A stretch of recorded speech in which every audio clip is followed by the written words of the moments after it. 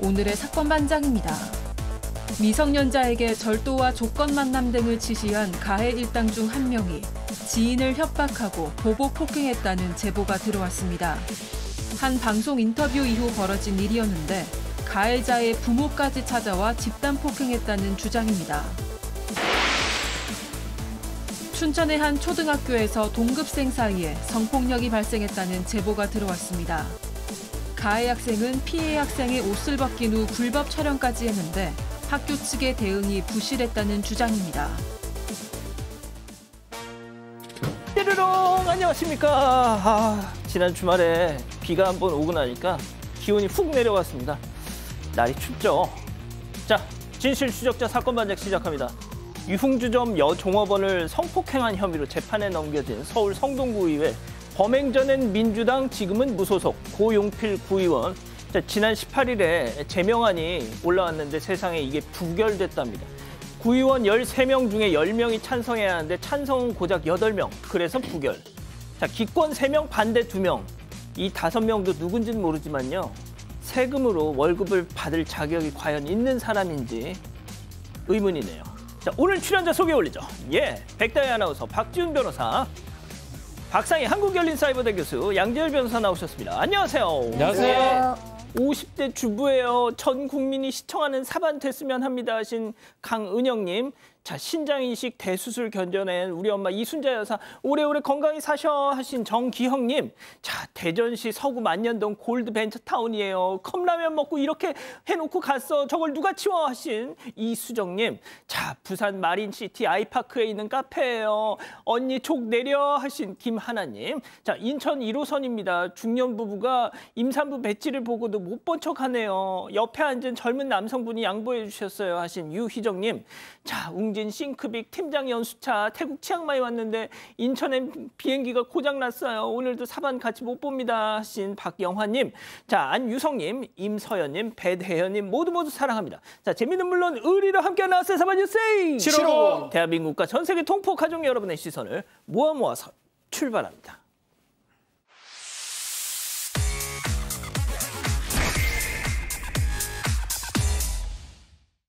첫 번째 달려보죠.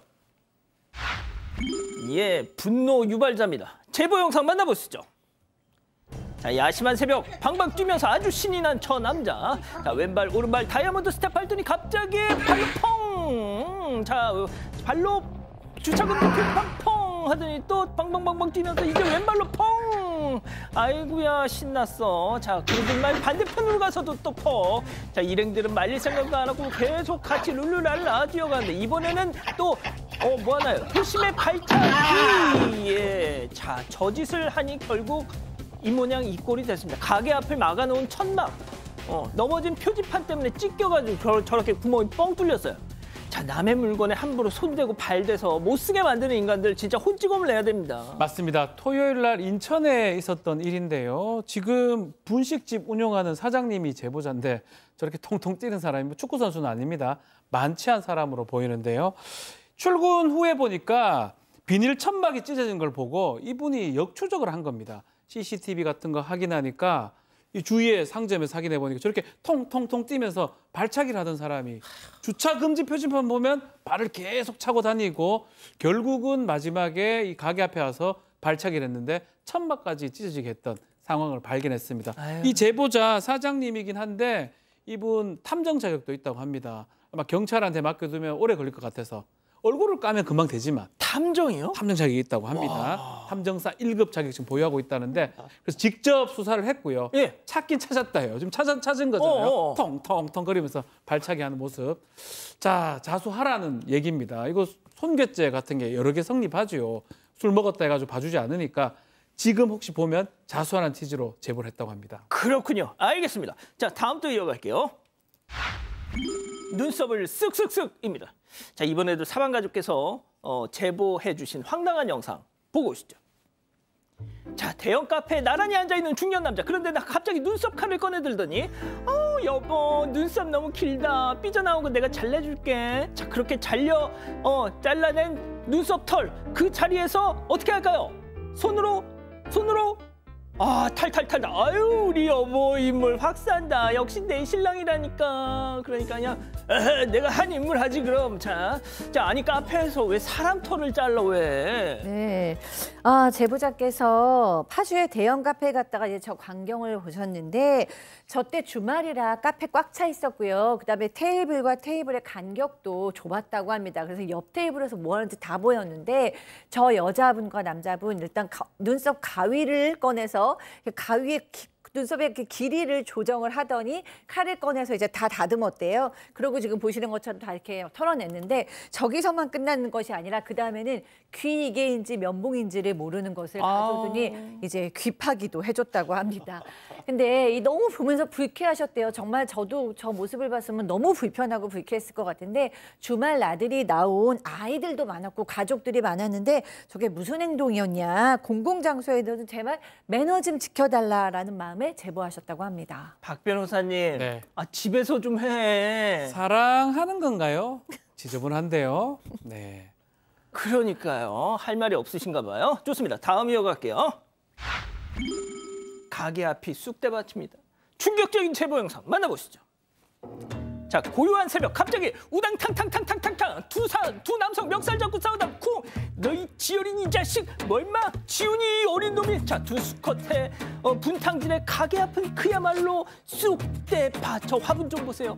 아니 싸우려거든 공터 가서 좀 싸우지 왜 남의 가게 앞에 와서 싸우고 난리야 왜? 네, 서울 관악구 신림동에서 일어난 일이고요. 제보자는 카페를 운영한 지 이제 5개월 정도 됐습니다. 이 화분 절도 때문에 CCTV를 설치했는데 문제는 끊이지 않고 있다는 겁니다.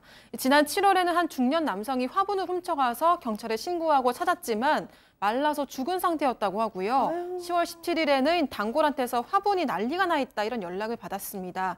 CCTV를 확인해 봤더니 보신 것처럼 새벽에 두 남성이 가게 앞에서 싸우다가 화분들을 모두 쓰러뜨리고 그냥 가버린 건데요. 이 제보자가 정리를 하긴 했지만 가지도 다 꺾여 있고 화분도 깨졌다고 합니다. 이 테라스에도 이 자갈들이 다 껴가지고 이 치우느라 가게 여는 시간도 미루고 한참을 고생했다고 합니다. 양 변호사님, 두 중년 남성이 뭐 애들도 아니고 저렇게 멱살을 잡고 싸워. 그러게요. 게다가 이 제보자분은 속상한 게 이거 어떻게든지 저 형사처벌을 하든지 뭔가 조치를 취해달라고 경찰에 신고를 했는데 어쨌든 화분을 일부러 이렇게 깨트린 건 아니기 때문에 처벌이 곤란하다 이런 식으로 얘기가 나왔다고 합니다. 경찰에 답변이 돌아왔다고 하고 또 저 일 말고도 가게 앞에 새벽 시간대 뭐 구토해놓고 쓰레기 버리고 이런 일까지도 있었다라는 거예요. 그것도 혹시 영업방해 안 되냐고 하니까 그게 영업시간 중이 아니기 때문에 영업방해로는 어렵다라고 했다는데요.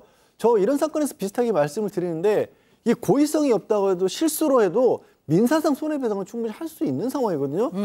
경찰이 형사처벌만을 담당하는 건 맞지만 저런 경우에 어떻게 그렇게 손해배상을 할 수 있는 방법이 없는지 이것도 좀 찾아봤어. 방법을 좀 해드려야지. 정말 어떻게 하겠습니까? 저렇게 장사하시는데. 그러니까 말입니다. 좋습니다. 자, 마지막 사연으로 가볼게요. 노래방 때문에 화난 남편입니다. 자, 집단 지성의 판단을 받아보고 싶으시다면서 제보해 주신 사연 함께 들어보시죠. 안녕하세요. 저는 노래방 때문에 남편과 사이가 틀어져서 고민인 50대 여성입니다. 저희 남편은 지방을 돌아다니며 일해서 10년이 넘도록 격주에 한 번씩 만나고 있어요. 이 정도면 사이가 소원하겠다고 하지만 남편이 워낙 애교가 많아서 신혼부부처럼 알콩달콩하게 지내고 있습니다.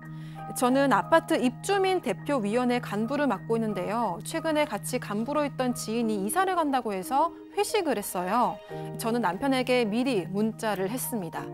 그런데 지인이 오랜만에 노래방에 가고 싶다고 해서 거의 10년 만에 노래방도 가게 됐습니다. 그리고 노는 동안 남편이 난리가 났는데요.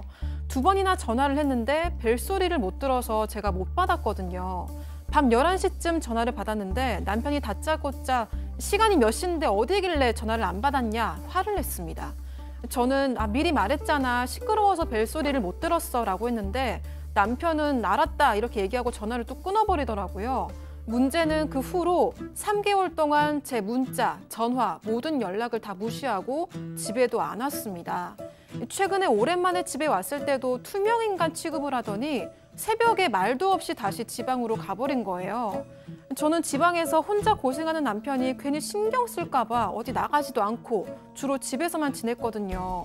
오랜만에 간 회식인데 뭐 3시간 동안 전화를 못 받았다고 이렇게 화내는 남편이 이해가 안 되고 섭섭하기만 합니다. 여러분은 이해가 되시나요? 아, 그렇군요. 자, 기다리고 기다리셨던 부처 핸즈업 타임 6천여 분의 우리 가족 여러분들 함께하고 계신데요. 채팅창에 OX로 함께 참여해 보시죠. 먼저 사연자 아내입니다. 어머머머, 이 양반 진짜 별꼴이야.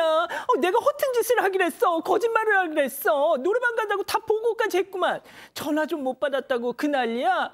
올해 나이가 몇 개인데 그런 일로 혼자 삐치는 거야 도대체. 에이그, 지훈 아빠, 마누라 밖에 두면 불안해서 잠이 안 와? 나 못 믿냐? 아직도 내가 그렇게 줬어? 에이그, 이쁜 건 알아가지고 동그라미. 아닙니다. 남편 얘기도 들어보셔야 돼요. 다음 남편입니다. 뭐? 이쁜 걸 알아가지고 자다가 봉창 두들기는 소리하고 앉았네. 억울해서 그랬다. 왜? 신랑은 저기 저 지방에서 쎄 빠지게 일하면서 돈 벌고 있는데 마누라라는 사람은 친구들이랑 술 먹고 노래하지. 연락도 안 되지. 열 받아 안 받아? 미안하다고는 못할 망정. 뭐 삐쳐 똑바로 말해. 거기 704호 양지열 있었어 없었어? 빨리 X. 자, 양지열 변호사님. 저는 저 사연에 뭔가 굉장히 심각한 스토리가 빠져 있는 것 같아요. 어떤요? 아니, 모르겠는데 저 상황만 놓고 화를 냈다는 게 이해가 안 가죠. 왜냐하면 지금 미리도 보고도 했었고요. 격주에 한 번씩 올라올 정도면 만약에라도 아내분이 뭔가 다른 나쁜 어떤 행동을 하려고 치면 얼마든지 시간이 넘쳐나잖아요. 근데 저 노래방 때문에 저 화를 냈다? 저기는 사연자분이 뭘 빠뜨렸거나 아니면 남편에게 다른 사연이 있거나 뭔가 감춰진 얘기가 있지 않고는 이해가 안 갑니다. 아, 그렇군요. 자, 교수님. 네, 저는 이제 남편의 기분이 이해 가시나요? 라고 질문을 하셨는데 사실 남편의 기분이 이해가 안 가진 않아요. 맞아요. 그러니까 밤 11시에 전화를 안 받았고 노래방에 네. 가서 누구랑 놀고 있는지도 모르겠고 너무 오랜만에 만나는 귀중한 시간인데 화는 났을 수 있는데 그 화를 가지고 지금 3개월 동안 문자도 전화도 다 안 하고 그다음에 집에도 안 오고 그다음에 오랜만에 와서는 투명인간 노릇하고 새벽에 지방에 가버리고 이거는 좀 너무 심하다. 왜냐하면 뭐 아내라고 해서 결혼했다고 해서 뭐 인간관계가 다 끊어지고 뭐 회식 한번 못하는 거는 아니잖아요. 그리고 이런 식으로 잡는다고 부부관계가 더 신뢰 위에 구축되는 것도 아니거든요. 그렇기 때문에 이 부인의 속 터지는 마음이 더 크게 이해가 간다. 이 박 변호사님, 네. 그래도 3시간 동안이나 이 연락 두절. 이 남편 만약에 사모님이 그랬다고 치면. 아니요, 뭐 괜찮습니다. 예. 노래방 제도를 좀 잘 이해를 못했을 수도 있어요. 노래방이 이제 1시간 단위인데 약간 더 이상 플러스를 많이 주는 거거든요. 그리고 노래방에서 전화 받는 사람이 제일 꼴불견입니다. 옆에 노래 부르고 있는데 어디라고 이렇게 하고 있으면 분위기를 다 깹니다. 아마 뭐 그런 걸 떠나서 어쨌든 간에 남편이 이 노래방 시스템을 잘 이해 못했던 거일 수 있고 좀 전에 양지열 변호사 얘기를 좀 했는데 사장님이 추가 시간 넣어줘. 추가 당연히 줬죠. 3시간 가능합니다. 잘하면요. 열심히 하면. 이 아내분 직책도 있어요. 일도 하고 있잖아요. 뭔가 행위하고 결과가 뭐 좀 맞다 떨어지고 이게 또 비례의 원칙이 맞아 떨어져야 되는데 했던 거에 비해서 너무 가혹합니다. 연락 안 하고 안 들어오고 이거는 납득하기 어려워요. 요 정도 있으면 하루 정도 이거 하고 말아야지 몇 달 정도 이러면 안 돼요. 하루 정도 삐치는 건 그 정도 인정. 3시간 정도 삐치면 돼요. 3시간. 딱 3시간. 맨날 며칠 석 달 삐지면 어떡합니까? 그렇군요. 자, 백다희 아나운서. 네, 저는 3개월 동안 그렇게 한 남편도 이해가 안 가는데 전 솔직히 이 사연자분도 이해가 안 가는 게 3개월 동안 이렇게 연락을 안 받으셨다고 했잖아요. 그러면은 저는 걱정이 돼서 내려갔었을 것 같거든요. 근데 그 상태로 놔두신 게 조금 굉장히 이해가 안 갔습니다. 자존심 싸움. 네, 그래서 저는 한 번쯤 남편한테 좀 찾아가서 화를 풀어주시면 어떨까 이런 생각을 해봤고요. 가족분들 의견도 볼게요. 승승장군님, 노래방 가서 전화 안 받았다고 저게 저럴 일인가요? 라고 하셨습니다. 하지만 박지혜님, 연락 안 돼서 답답하고 걱정되는 거 안 겪은 사람은 모릅니다. 라고 하셨고요. 침묵하지만 님도 전화 안 받으면 화납니다. 전화는 받고 놀아야죠. 라고 하셨습니다. 그렇군요. 자, 사반 제보 메일과 카톡 제보 채널에서는 많은 사연 제보 기다리고 있습니다. 부성용님 보고 계시죠? 지난 14일 제주도에서 아주 뜻깊은 이벤트를 가지셨다고요. 대한민국 근대화의 상징 클래식카 포니 자동차 평균 연식 40년 동호인들과 함께 포니 12대로 제주도 투어를 하셨다는 겁니다. 자, 영상도 한번 볼까요? 자, 저 멀리서 자, 교차로에서 한 대 들어옵니다. 2대, 3대, 넉 대, 5. 아이고야, 정말 영화 소품으로나 보던 포니에 적힌 행렬. 행인들 다들 눈이 휘둥그레져서 쳐다봤다고 하는데요. 아직도 10년은 더 거뜬히 탈 수 있다고 자신하셨습니다. 언제나 안전운전!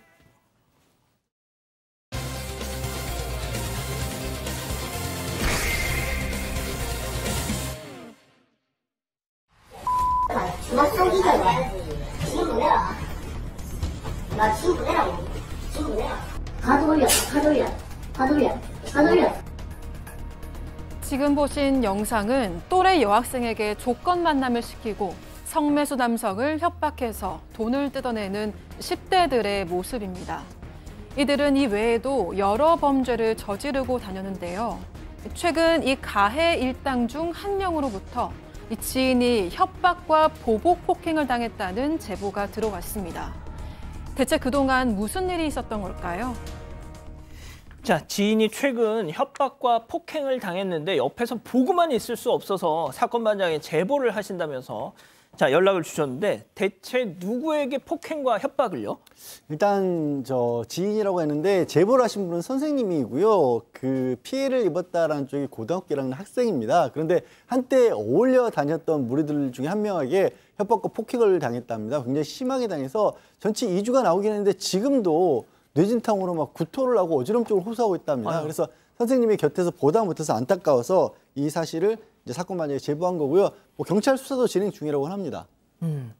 자, 그런데 제보자에 따르면 피해자를 때린 사람, 그러니까 고등학생, 이 때린 사람이 한 명이 아니라 그럼 집단 폭행인가요? 네, 맞습니다. 이 과정을 좀 살펴보면 최근에 피해 학생이 어떤 친구가 좀 자기에 대해서 안 좋게 이야기를 하고 다니면서 소문을 내고 험담을 다닌다 이런 이야기를 들었다고 합니다. 그래서 왜 그러는지 알아보려고 지난 1일에 편의점에서 한 친구에게 그 친구 좀 불러달라 이렇게 부탁을 했대요. 그런데 그 친구가 너가 만나고 싶어하는 애는 내가 나오라고 해도 안 나온다. 우리 중에 대장인 친구의 허락이 있어야 된다 이렇게 얘기를 했다고 합니다. 그래서 피해 학생은 어쨌든 난 그 친구를 만나고 싶다라고 얘기를 했는데 잠시 후에 그 만나고 싶다던 친구는 안 나오고 대장이라는 친구의 부모가 나타나서 왜 우리 아들을 찾느냐 따지고 폭행하기 시작했다고 합니다. 그리고 그 대장이라는 친구도 같이 3대 1로 폭행을 했다고 합니다.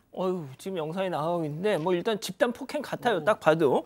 자, 나와 관련된 이상한 소문을 내는 그런 친구 좀 만나고 싶다 했더니 정작 그 사람은 안 나오고 다른 친구, 더하기 그 다른 친구의 부모가 나타났다는 겁니다. 결국 또래들 사이에서 대장으로 통한다는 그 친구의 부모까지 아까 보신 것처럼 3대 1로 싸움이 붙은 건데요. 뭐 싸움이 아니죠. 일방적인 폭행이죠. 대체 무슨 이유로 이런 일이 있었던 걸까요? 체크포인트 짚어보죠. 자, 방송 인터뷰. 자, 지난달 그 어떤 피해 학생이 한 방송에서 인터뷰를 한 적이 있습니다. 그 피해 고등학생이. 자, 그 이후에 이런 일이 벌어졌다는 거죠. 그래서 저희가 그 제보하셨던 대안학교 선생님을 통해서 피해 고등학생과 직접 얘기를 나눠봤는데요. 자, 폭행 당시 상황 직접 들어보시죠. 저한테 전화가 와가지고 인터뷰한 거 얘기하면서 엄마가 저한테 자꾸 그렇게 기어오르는 거냐고 밖에 나갈 때 조심히 다녀라. 근데 잠깐 나와보라 해서 나갔는데 엄마가 저한테 다가오더니 밀쳤어요. 그래가지고 제가 손대지 마세요라 했는데 옆에 있던 아빠가 제 얼굴을 때려가지고 또 때릴 것 같아서 막으려다가 부딪혔어요. 저기 다 같이 저를 때리기 시작해서 제가 뒷걸음질 치면서 도망가려 했는데 3명이서 달려들면서 저 제압한 상태로 눕혀놓고 아빠, 엄마가 저 계속 밟고 있었어요. 자, 뭐 애들이야 애들끼리니까 그러려니 합니다. 100번 양보해서. 부모는 왜 거기 끼어가지고 같이 때리는데요? 네, 그래서 저는 정말 놀라가지고 지금 이 기사를 몇 번 읽었어요. 근데 그 부모가 지금 같이 때렸다는 거죠. 그 아들까지 엄마, 아빠, 아들이 지금 한 아이를 저렇게 때렸다는 믿을 수 없는 광경인데요. 지금 얘기한 이 방송 인터뷰에서 좀 설명을 해드리면 한 프로그램에서 방송 프로그램에서 그 또래들을 성매수를 시키고 그 성매수 남성들에게도 돈을 뜯은 10대의 이야기가 방송된 적이 있어요. 근데 거기서 피해자 여학생이 나왔는데 지금 오늘의 피해자 이 남학생이 그때 그 여학생에게 힘을 실어주는 인터뷰를 했어요. 근데 이 친구도 예전에 그 나쁜 가해자들과 어울린 적이 있었기 때문에 증언을 한 것이었습니다. 근데 이제 그렇게 하고 방송은 끝났는데 그 후에 또 친구들한테서 이런 소문이 들었어요. 얘가 한 얘기, 그때 증언해 준 얘기 다 거짓말이고 그 피해 여학생하고 이 학생하고 그렇고 그런 사이다. 뭐 막 이런 소문이 돌았습니다. 너무 속상해서 그렇게 소문을 낸 애를 만나서 이제 좀 풀려고 그 애를 만나려고 했는데 소문을 낸 애는 나오지 않고 그 애를 위해서 조종하고 있다는 대장 그리고 그 대장의 부모들이 저렇게 온 것입니다. 자, 박지훈 변호사님이 출연하는 예. 타 방송사 프로그램이에요. 거기서 이제 어떤 방송을 했었냐면 조건 만남 사기 집단의 10대들의 범죄 행각을 방송한 적이 있잖아요. 자, 그런데 거기 피해 여학생 조건 만남을 강요당해서 했던 그 피해 여학생을 돕기 위해서 오늘 저 피해 남자 고등학생이 부모님과 함께 방송에 출연해서 그놈들이 그 친구한테 그런저런 일을 시켰어요. 증언을 했습니다. 네. 그랬더니 그거에 대한 보복으로 네. 그 가해 무리 중에 하나와 그 부모가 와서 저 짓을. 그렇죠. 방송이 나가니까 가해 학생 부모한테 지금 여러 가지 얘기를 들었습니다. 자꾸 기어오를 거냐. 밖에 나갈 때 조심해라. 이런 전화도 있었고요. 폭행할 때는 대안학교 없애버리겠다. 이런 얘기도 했다고 합니다. 그러면서 이제 왜 대장 자꾸 부르냐 하니까 우리 아들 그 대장 부른 적 없다라고 하니까 내가 증거도 보여드릴 수 있다라고 피해 학생이 얘기를 하니까 그때부터 뺨을 그냥 때렸다고 해요. 그 과정에서 가해 학생의 그 아버지하고 살짝 부딪혔는데 어른 때린다면서 집단 폭행이 좀 세졌고요. 결국은 이 부모들이 쌍방 폭행을 주장하면서 경찰에 신고했다고 합니다. 아이고. 자, 지금 이 피해 학생, 피해 남학생은 지금도 불안함에 떨고 있다고 합니다. 왜 아니겠어요? 평생 이렇게 살 수는 없다고 그래서 이제 용기를 냈다고 하는데 그 무리들과 어울릴 수밖에 없었던 이유 그리고 그 끔찍한 악행, 피해 학생 그리고 학교 관계자에게 직접 들어봤습니다. 들어보시죠.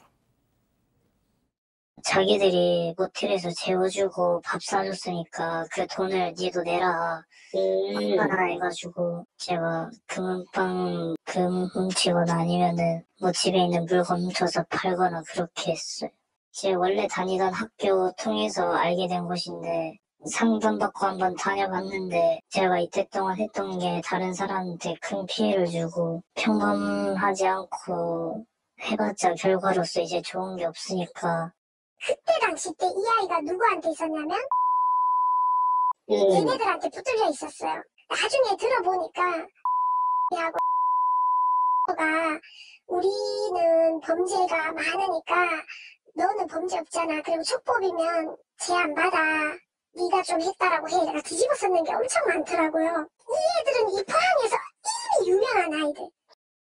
자, 처음에 조금 잘해준 거 가지고 이제 돈 내라, 갚아라 하면서 나쁜 짓을 계속 시켰군요. 네, 이제 뭐가 됐든 이 학생은 손 털고 나왔습니다. 네, 정말 다행이죠. 저도 이제 그 사건에 대해서 좀 봤는데 너무 이제 나쁜 게 그 범죄를 저지른 그 무리 아이들의 타겟이 되는 애들은 자기를 보호해줄 부모가 없거나 어른이 없거나 혹은 이제 다문화 가정의 아이들이라서 맞아요. 자기의 의견을 정확하게 표현하기 좀 어려운 아이들을 타겟으로 딱 삼더라고요. 그 후에 이제 며칠을 이 아이 같은 경우에도 모텔에서 재워준 겁니다. 그리고 우리가 재워줬는데 너 그냥 가만히 있을 수 있어. 뭐라도 해. 돈을 벌어와. 이래서 이제 이 아이가 금은방도 털고 또 오토바이도 털고 그다음에 자기 집에서 물건도 훔쳐가지고 나오고 뭐 이런 일을 했던 거예요. 근데 나중에 이제 걸리고 나서는 그중에 어떤 성인도 있었답니다. 그 가해 무리 중에서는 성인도 있었는데 이 성인이 너는 촉법 소년이니까 네가 다 뒤집어 써라. 그래야 너는 이제 크게 죄도 안 받는다. 이래서 더 억울하게 많이 벌도 받았다고 해요. 근데 다행히도 이 학생의 경우에는 그 후에 굉장히 좋은 대안학교를 만나서 학교 생활도 지금 잘하고 있고 본인이 과거에 저질렀던 것에 대해서 반성도 잘하고 있습니다. 자, 양 변호사님, 저는 아직도 이해가 안 가는 것이 도대체 애들 싸움에 부모는 왜 껴요? 거기 엄마 아빠가 쌍으로. 그 애도 아주 뭐 정말 뭐 유치원이나 뭐 초등학교 저학년 이런 그런 것도 아니고 자신의 자녀가 얼마큼 잘못했는지를 충분히 알 수 있을 만큼의 그런 큰 아이고 또 큰 아이의 부모들이고 저기서 길거리에서 저렇게 한 아이를 폭행하고 협박하는 게 어떤 상황이라도 성년 입장에서 할 수 있는 일일까요? 이해할 수 없는 상황이고요. 지금 이미 저 사건 자체로 경찰에서 뭐 저쪽에 쌍방폭행을 주장하고 있다고 하더라도 이미 조사에 들어갔거든요. 이 상황에서 다시 만약에 보복이나 폭행을 하면 이제 정말로 특가법상의 보복폭행에 해당할 수 있습니다. 그거는 10년 이상 징역형까지 주는 굉장히 무거운 범죄이고 또 공론화됐기 때문에 혹시라도 뭐 이걸 가지고 또 나쁜 생각은 절대 법적으로도 하지 말고요. 그 전에 도의적으로 저런 행동을 하시면 안 되죠. 그러니까 말입니다. 자, 첫 번째 사건 이렇게 정리하고요. 두 번째 사건 이어갑니다.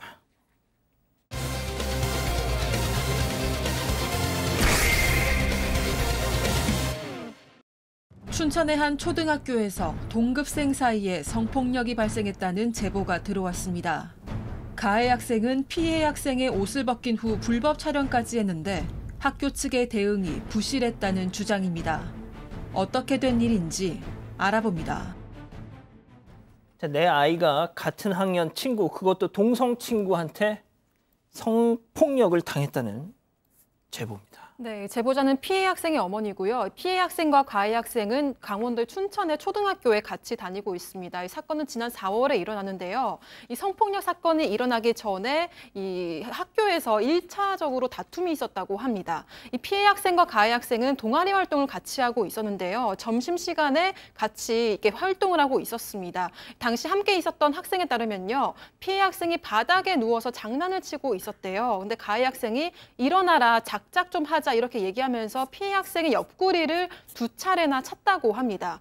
다행히 이 사건은 좀 다른 친구가 말리면서 일단락이 됐는데 이 폭행 이후에 하굣길에 이 가해 학생이 되레 피해 학생에게 같이 라면 먹고 우리 집에 가서 같이 게임하고 놀자 이렇게 얘기를 했대요. 그렇게 집으로 함께 갔는데 이렇게 바로 가해 학생의 집에서 성폭력 사건이 벌어졌던 겁니다.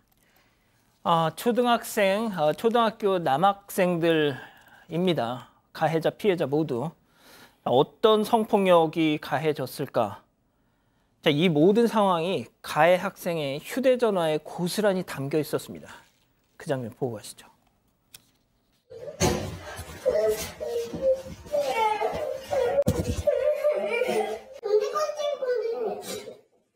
20초. 20초 안 돼. 10초. 아, 양했다. 빨리 끝내자. 빨리 가고 싶지. 그럼 빨리 가고 싶으면 빨리 끊어. 아직 안 보여줬잖아. 보여주고 1초. 일단 벗겨서 그냥 주방으로 끌고 갔대요. 주방에서 마스크 스크랩 있잖아요. 마스크 끈 우리 코로나 때 마스크 걸려고 뒤에 줄 같은 거 그걸로 저희 아이 손을 묶고 가만히 있지 않으면 그 아이로 손으로 잘라버린다고 하고요. 그다음에 바지를 벗기고 팬티를 벗겨서 촬영을 하고 너 이거 안 찍으면 집에 안 보내준다. 이런 식으로 촬영을 했더라고요. 양 변호사님.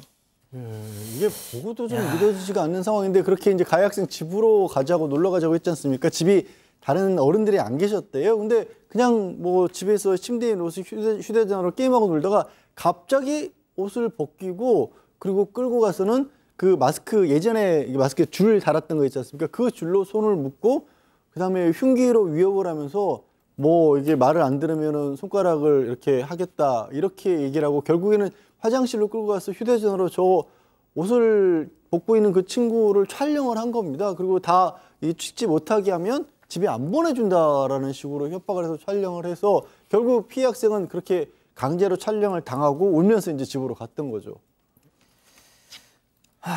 교수님, 예전에 저희가 한번 전해드렸잖아요. 그 상가 화장실에서 그 친구 옷 다 벗겨서 이렇게 막 내보내가지고 했던 그 사건. 그것도 정말 참 그런데 그거는 일단 음성이 녹음이 되지 않았던 상가 CCTV였단 말이죠. 자, 그럼 근데 이거는 오디오가 다 녹음이 된 휴대전화 영상입니다. 아이가 막 벌벌 떨면서 우는 목소리가 다 녹음이 됐어요. 네, 저도 그때 그 영상이 떠올랐는데요. 이 피해 학생이 어린 초등학생이 이렇게 성적인 어떤 폭력을 당할 때 그 두려움과 수치감 이런 것들이 좀 고스란히 전해져서 참 마음이 좀 아픕니다. 그런데 지금 이 피해 아동의 어머니의 말씀에 따르면 굉장히 또 속상한 것이 이 아이가 이 피해 학생이 경계선 지능을 가지고 있대요. 그러니까 지적 장애와 일반 지능의 사이, 그러니까 IQ로 한 70에서 79 사이 정도인데요. 그러다 보니까 이제 그러니까 고학년, 초등학교 고학년 아이들, 보통 아이들보다는 좀 지적 능력이 떨어질 수 있어요. 그러니까 그거를 이용한 것 같다라고 지금 생각을 하십니다. 그래서 이제 어머니는 아이가 울면서 왔기 때문에 얼마나 속상하시겠어요. 그 얘기는 다 들었고, 그래서 이제 바로 가해 학생의 집으로 가셨다고 합니다. 그래서 가해 학생이 휴대전화를 봤더니 지금 저 영상이 그대로 있었어요. 증거 확보를 위해서 영상을 백업했고요. 가해 학생의 휴대전화에서는 지웠습니다. 근데 어머니 주장에 따르면 가해 학생이 어머니의 다리를 잡으면서 우리 엄마한테는 비밀로 해달라고 그렇게 얘기를 했대요. 그럼 내가 사과하겠다라고 했다고 합니다. 박 변호사님, 예. 제가 이제 여쭤보고 싶은 거 여쭤보기 전에 이거 좀 여쭤볼게요. 진짜 아무리 어린 아이여도 아까 보신 영상처럼 저럴 수가 있는 겁니까, 저게? 심각하죠, 사실은. 아니, 네. 정상적인 가정교육을 받고 자란 애가 저럴 수가 있는 거예요? 그러기 어렵죠. 그러니까 이렇게 나오는 이 짓을 하면서 야, 빨리 벗어, 이거 벗어 좀 집에 보내줄게. 이게 가능하냐고요. 그러니까요. 그럼에도 불구하고 형사처벌이 불가능합니다. 알다시피 아이들이잖아요. 촉법소년도 아닙니다. 그런 정도가 되기 때문에 문제가 되는데, 그러다 보니까 학교에서는 학폭위가 이제 열릴 수밖에 없는 상황이고, 이 피해 어머니 입장에서는 분리를 해달라고 당연한 거니까요. 예. 분리해달라고 요청을 했고, 아니, 저런 애랑 어떻게 같은 그렇죠. 학교에 있어, 같은 반에 있어. 학급수가 몇 개 안 되기 때문에 이제 분리가 됐다고 하는데, 분리됐다고 하지만 안 마주치게 정도 됐다고 하는데, 이 문제도 가해 학생 부모도 사과하면서 전학하겠다라고 했는데, 지난 6월달 결과가 놀랍습니다. 지금 나오고 있는데, 처분 중에 출석 정지 10일 처분이 납니다. 학폭위에서. 열흘 동안 학교 나오지 마라. 그러니까요. 이게 그게 끝. 출석위원 만장일치 결정이라고 하는데, 원래 학폭위에서는 점수를 매깁니다. 몇 점을 매기는데, 문제는 심각성은 당연히 만점이겠죠. 4점. 고의성도 4점. 매우 높은데, 문제는 학교폭력 지속정이 0점이에요. 저는 이것도 이해가 안 됩니다. 이게 왜 0점입니까? 저 자체만 봐도 상당히 높을 것 같은데, 어쨌든 이례적으로 끝난 거기 때문에 추가 가해 행위는 없다고 보고 결국은 출석 정지 10일로 판단이 된 것입니다. 자, 어머니는 일회적이다. 지속성 빵점. 자, 일회적인 학폭이었다는 점에 정말 울분을 토하셨습니다. 바로 이날을 떠올리시면서 말이죠. 체크포인트 짚어보죠. 자, 1년 전에는 또 무슨 일이 있었던 걸까요? 어머니 얘기 직접 들어보시죠. 저희 아이가 교실에서 나가고 있는데 뒤에 그 아이가 있었대요. 그 아이가 있는 걸 보지 못하고 저희 아이가 문을 닫아가지고, 그래가지고 그것 때문에 화가 나서 팔과 손목을 꺾어가지고 당시에 그날 바로 병원 갔더니 손목이 많이 부어있다 그래서 깁스를 하게 된 거거든요. 자, 그러니까 1년 전에도 전적이 있었다. 그렇습니다. 이 어머님이 지난해 3월에 갑자기 그 선생님으로부터 전화를 받았대요. 학교 폭력이 있어서 학교폭력위원회가 열릴지도 모른다라고 하면서 학생 아이가 피해를 입었다. 그런데 다른 아이하고 문에서 부딪히는 바람에 이 가해 학생이 팔과 손목을 꺾었다. 그래서 손등에 기부스까지 할 정도로 이렇게 심각하게 다쳤던 겁니다.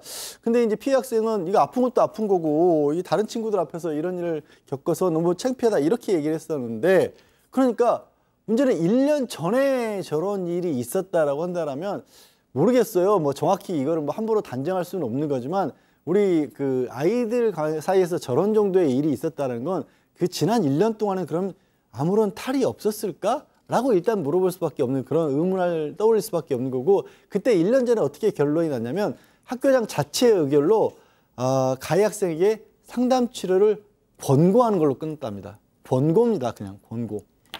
자, 일단 피해 학생 그리고 부모님 얘기는 들어봤고, 가해 학생 측은 뭐라고 합니까? 네. 가해 학생 부모는 일단 맨 처음에는 사과를 하면서 이제 치료비도 내드리겠다. 그리고 너무 죄송하다. 그리고 우리 아이를 전학을 시키는 것도 진지하게 고려해보겠다라고 얘기를 했는데 이제 생각보다 좀 처벌 수위가 낮으니까 지금 뭐 전학 얘기 이런 거는 쏙 들어갔어요.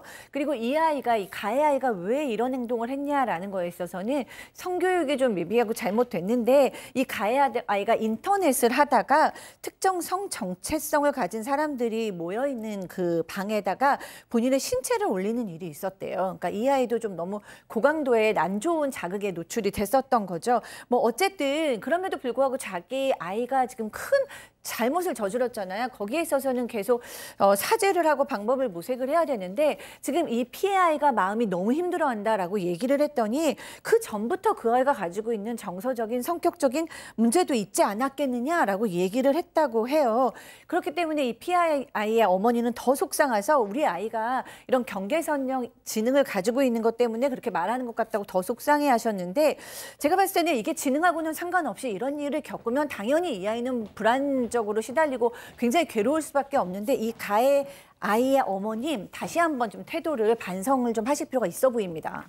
자, 박 변호사님. 그 지금 피해 학생은 학교 나오고 있잖아요. 그 가해 학생도 학교 나오잖아요. 그렇죠. 그럼 어떻게 해요, 지금? 이게 문제인 거예요. 학폭위 심의 때도 사과를 한다고 하더라도 두려워서 사과 받겠냐 이런 얘기를 했다고 하는데 지금 그 가해 학생 만나면 이 피해 학생 화장실 같은 데 숨는다고 하거든요. 아이고. 어쩔 수 없이 지금 약도 많이 먹고 있고 상당히 불안함을 지금 가지고 있는 그런 상황입니다. 결국은 이 학폭의 결론이 과연 맞는지 형사처벌, 만약에 조금만 나이 있었으면 형사처벌 크게 받을 사건입니다. 매우 크게. 그래서 지금 피해 부모님은 일단은 학폭에 관련해서 행정심판하고요. 촉법 소년이라고 하더라도 형사 고소해서 경찰에서 보고처분 가능한 거니까요. 이건 부모도 좀 잘못된 겁니다. 사실은 가해 학생 같은 경우는 그 두 가지를 지금 고려하고 있는 상황이라고 합니다.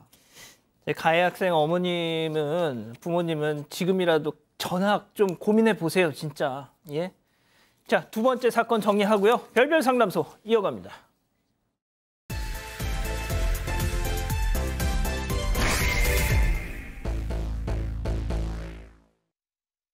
우연히 여자친구의 인터넷 블로그를 알게 된 남성.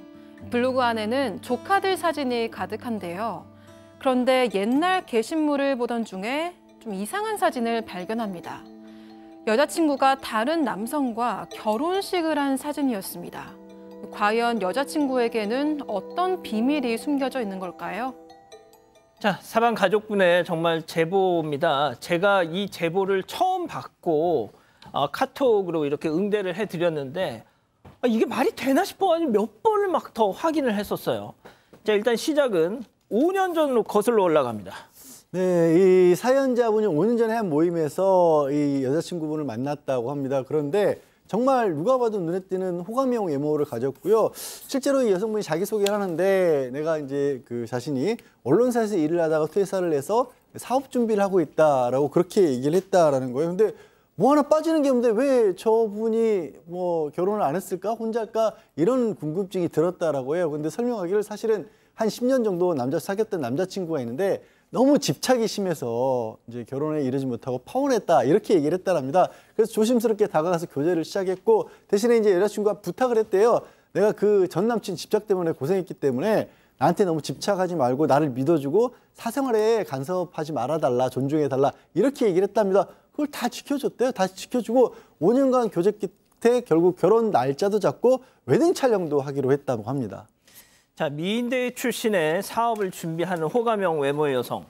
자, 그런데 이 믿음이 5년째 사귀는 도중에 믿음이 깨지는 일이 발생하죠. 네, 근데 사실 그동안도 좀 미심쩍었던 게 여자친구가 만나는 5년 동안 한 번도 휴대전화나 노트북을 절대로 안 보여줬었대요. 그러다가 최근에 혼자 카페에서 여자친구가 일을 하고 있을 때 이 남성이 몰래 찾아갔습니다. 그랬더니 여자친구가 이 노트북을 조금 약간 의식하면서 당황해 하더래요. 하지만 곧 평소처럼 대화를 나누다가 여자친구가 잠시 화장실에 갔습니다. 그런데 그때 이제 노트북에서 카톡 알림이 떠서 잠시 봤는데 여자친구 카톡 프로필이 이 남성이 아는 것과 다른 사진이 되어 있었던 거예요. 어허. 그러니까 본래 진짜 프로필은 숨기고 이 남성은 멀티 프로필로 설정을 해뒀던 겁니다. 하하. 이 남성은 미심쩍어서 대화 내용도 확인을 하게 됐는데 여자친구의 이름, 나이가 모두 가짜였습니다. 예를 들어서 뭐 자신에게는 백다혜라고 알려졌던 이름이 실제로는 박상이었던 건데요. 동갑이라던 나이도 남성보다 3살 더 많았습니다. 그 와중에 더 큰 문제는요. 이 여자친구한테 아기야 이렇게 애칭을 부르는 남성까지 발견했다고 합니다. 그 남자 누굽니까? 이상하죠. 자, 여자친구한테 뭐냐고 하니까 해명은 했다고 합니다. 나이를 조금 속였다. 내가 연상이지만 실망할까 봐 그 얘기는 했다고 얘기를 하면서 애기야에 부르는 사람은 사업상 어떤 지인인데 추파 던지는 거에 불과하다라고 얘기를 합니다. 그 남성이 그래요 믿지 않죠. 그럼 자신 있으면 휴대전화 좀 보여달라고 요청을 했고 여자친구가 알겠어 그러면서 잠깐만 하면서 5분 정도 휴대전화를 막 만지다가 줬다라고 합니다. 그러니까 보니까 별 문제는 없어 보이긴 한데 혹시 5분 사이에 뭐 밑장을 뺀 건가요? 대부분 뭐 다 사라져 있다고 하긴 합니다. 다만 블로그 하나는 기억을 했다고 합니다. 이 남성이 보다가 딱딱딱 지우지만 블로그 이름을 정확하게 기억을 하고 있었고 그거는 이제 문제가 될 것 같습니다. 앞으로. 자, 그래서 정말 어렵사리 찰나의 순간 봤던 그 블로그 이름을 기억해서 검색해서 들어가 보셨다는 거죠. 충격적인 비밀이 고스란히 숨겨져 있었습니다. 실제 제보자 얘기 들어보시죠. 아이 첫 돌 한 거를 남편이랑 같이 셋이서 밥을 차려 먹은 거를 이렇게 찍어 올려놨더라고요. 남편이 꽃다발까지 사다 줘가지고 앞으로도 이렇게 챙겨줘 평생 오빠 사랑해 이렇게 있었던 것 같아요. 나랑 연애를 하고 있는 중에 이제 출산을 했다고요? 네, 이게 진짜 비현실적이네요. 너무, 이 남성은 여자친구한테 그 블로그 속에 있는 사진들을 추궁했어요. 근데 너무 증거가 확실하니까 이 여자가 더 이상 이제 거짓말을 못하고 받아들이고 다 인정했습니다. 그러면서 예전에 왜 전 남친하고 10년 동안 연애했다고 막 그랬잖아요. 뭐 집요하게 집착했다고. 그 사람이 바로 남편이었던 겁니다. 그리고 더 놀라운 거는 큰딸이 있는 상태에서 지금은 이 남성을 속이고 연애를 시작했고요. 더더구나 놀라운 건 이 사람하고 연애를 하고 있는 와중에 둘째 아들을 출산을 했어요.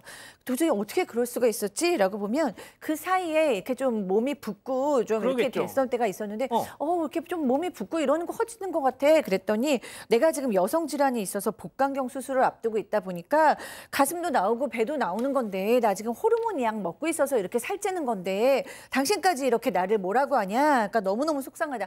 막 이렇게 화를 내서 더 이상 얘기도 못했었다고 합니다. 아니 뭐 솔직히 남자들은 저렇게 얘기하면 뭐 여성들 뭐 부인과에 대해서 잘 모르니까 그런가 할 수도 있을 것 같기도 해요. 네, 본인도 그렇게 설명을 했고요. 이상하다고 생각하면서도 여자친구가 뭐 아프다고 하는데 더 따지기가 되게 어려웠다고 합니다. 근데 또 하나 불안한 건요. 이 바로 아이의 친부가 누구냐는 겁니다. 만난 지 2년 차에 여자친구가 임신을 했기 때문에 혹시 내 아이는 아닐까 이런 생각이 들었다고 해요. 하지만 여자친구가 그건 걱정 마라. 확실하게 남편의 아이다 이렇게 말했다고 합니다. 하지만 그 여자친구가 친자 확인 검사를 한 건지는 알 수가 없었다고 하고요. 너무 당당하니까 이 남성이 대체 날 왜 만났냐고 따졌더니 임신했을 때 헤어지려고 했었다. 하지만 그게 마음처럼 쉽지 않았다면서 내가 널 정말 많이 사랑하나 봐. 이렇게 황당한 변명을 했다고 합니다.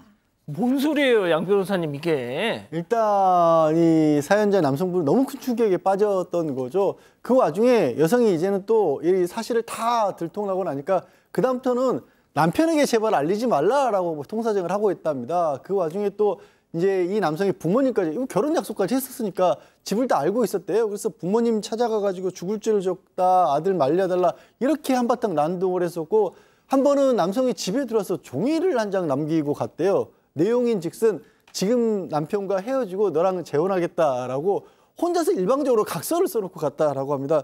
지금 이 남편은 불륜 사실을 전혀 모르고 있다라고 하고 이 사연을 보내신 남성분 같은 경우는 도대체 이걸 어떻게 해야 될지 고민에 휩싸이고 있고 또 이 여자친구는 이건 내 남편에 날리면 내가 너 정신적 피해를 들어서 손해배상 청구할 거야. 또 이런 얘기까지 하고 있다라고 합니다. 좋습니다. 그럼 여기서 오늘의 궁금증 짚어보죠. 유부녀임을 속이고 외도하며 출산까지 남편한테 모든 걸 다 알려줘도 될까요? 라고 했는데 박 변호사님. 좀 애매하긴 합니다. 지금 예비 신랑이잖아요. 지금 예비 신랑이라서 본인이 좀 불륜일 수도 있는 상황이 이제 부정행위를 하고 있는 상황이 될 수도 있고 몰랐는데 그러니까 몰랐는데 그 정도는 좀 알려고 노력해야 되는 그런 측면도 있는 거거든요. 지금 사연자이기 때문에 문제인데 어쨌든 간에 본인이 정말 다 몰랐다 그러면 뭐 손해배상 청구 뭐 파원에 준해서 약혼 해제에 준해서 가능할 것 같긴 한데 상황상으로 좀 쉽지 않아 보입니다. 자, 그럼 교수님이 좀 정리를 해주시죠. 네, 저는 뭐 이것을 남편한테 알릴지 말릴지는 정답은 없다고 봅니다. 본인이 이제 선택하기 다 뭐 선택하는 거에 따른 건데요.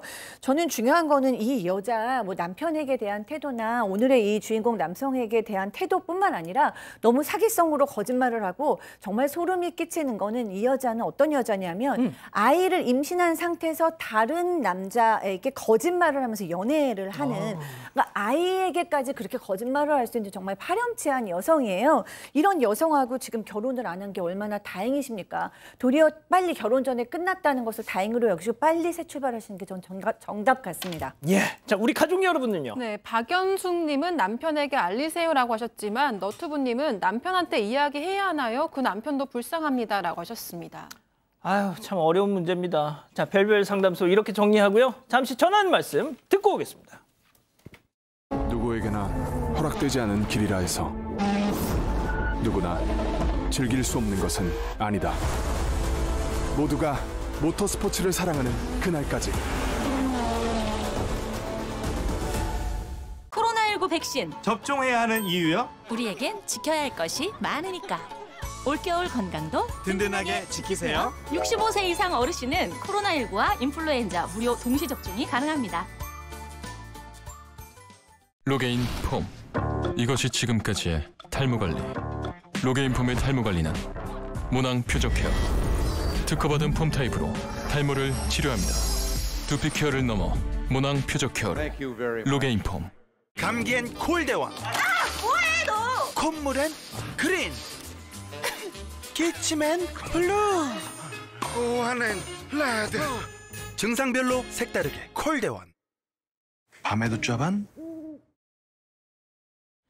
사랑하는 사건반장 가족 여러분 행복한 밤 보내시고요. 저희는 내일도 4반 750 저녁 7시 50분에 다시 옵니다. 안녕히 계십시오.